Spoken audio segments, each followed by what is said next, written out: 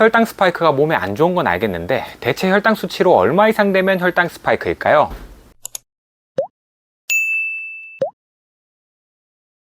안녕하세요, 아빠곰약사입니다. 우선 혈당 스파이크가 뭔지부터 한번 알아봅시다. 이 혈당 스파이크라는 용어는 의학계에서 사용하는 정식 용어는 아니에요.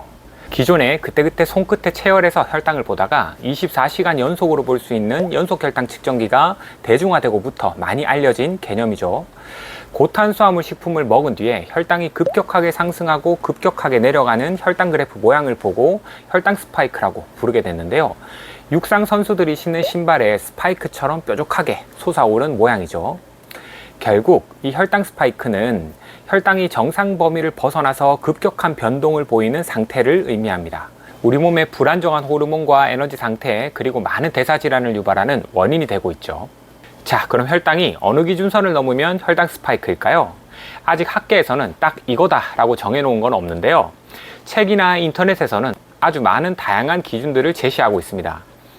어떤 곳에서는 공복 혈당보다 30 이상만 돼도 혈당 스파이크라고 하는데요.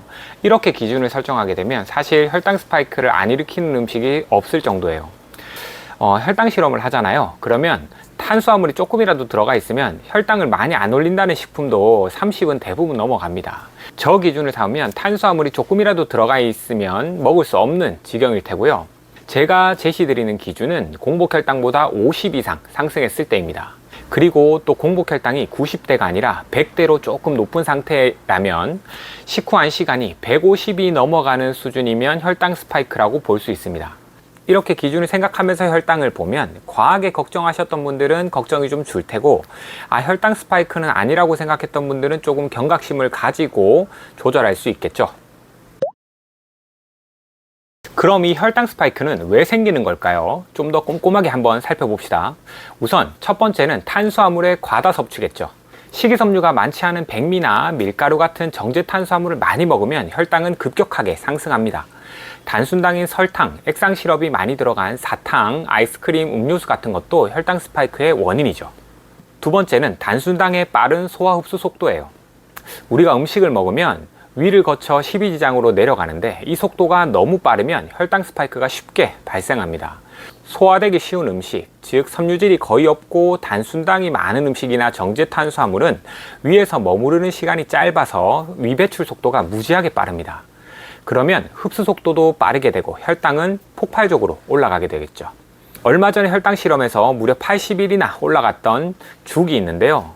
이게 바로 흰 쌀밥을 소화되기 쉽게 푹 삶아서 아주 강한 혈당 스파이크를 유발한 음식이었죠. 이처럼 이 당의 구조가 쉽게 분해되고 흡수되는 형태일수록 혈당은 더 가파르고 큰 변동폭을 나타냅니다.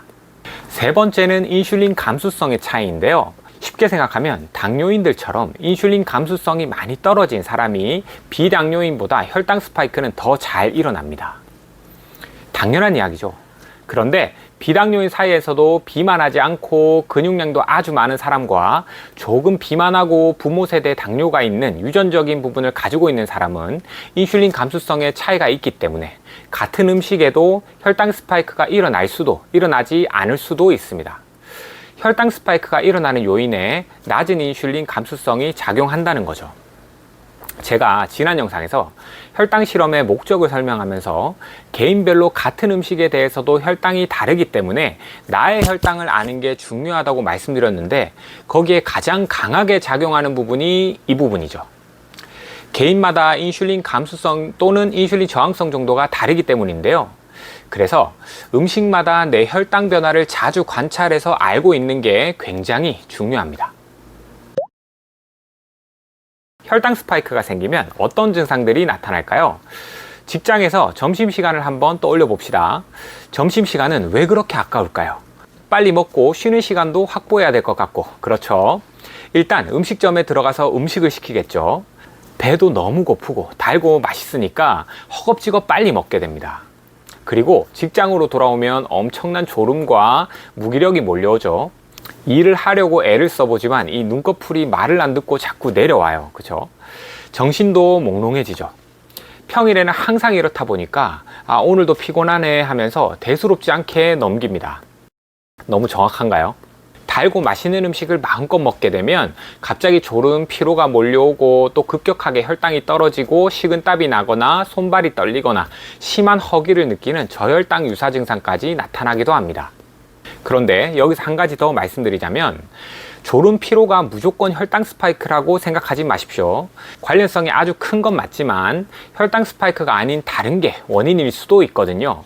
혈당 스파이크로 가볍게 생각하다가 치료 시기를 놓칠 수 있기 때문입니다. 요즘에 불안증, 우울증 많이 겪으시잖아요. 이런 정신과적 부분도 졸음, 무기력증과 많이 연관되어 있거든요. 갑상선 문제라던가 과도한 스트레스 상황으로 부신고갈이 일어나더라도 이런 증상들은 나타날 수 있습니다. 그래서 탄수화물이 많은 음식을 안 먹어도 졸음 무기력이 계속 몰려온다면 이때는 진료를 꼭 받아보시기 바랍니다. 자, 그럼 혈당 스파이크가 뭔지는 알겠는데 이게 왜 위험할까요? 어쩌다가 한번 당이 많은 음식을 먹고 혈당 스파이크를 맞는 건 괜찮습니다. 그런데 보통 우리가 좋아하고 먹는 음식의 양이나 종류는 비슷하죠. 매일 비슷합니다. 그럼 혈당 스파이크가 일어나는 음식을 좋아하면 자주 일어난다는 거겠죠. 자, 한번 생각해 봅시다. 혈당 스파이크의 폭도 사람마다 차이가 있다고 했죠. 건강한 비당뇨인인 중고등학생과 당뇨를 한 20년 이상 앓은 50, 60대가 같은 고혈당 음식에 같은 변동폭을 나타내진 않을 겁니다. 혈관의 상태가 다르고 인슐린 저항성 정도가 다르기 때문이에요. 혈당 스파이크를 자주 맞을수록 점점 당뇨 환자의 혈관과 인슐린 저항성 상태로 가까워지는 건데요. 어느 수준을 넘어가면 당뇨로 진단은 당연히 날 거고요. 그때부터는 이제 당뇨와 관련된 합병증이 점점 나타나겠죠. 혈당 스파이크가 일단 일어나면 우리 몸에서는 좋지 않은 산화 스트레스가 발생합니다.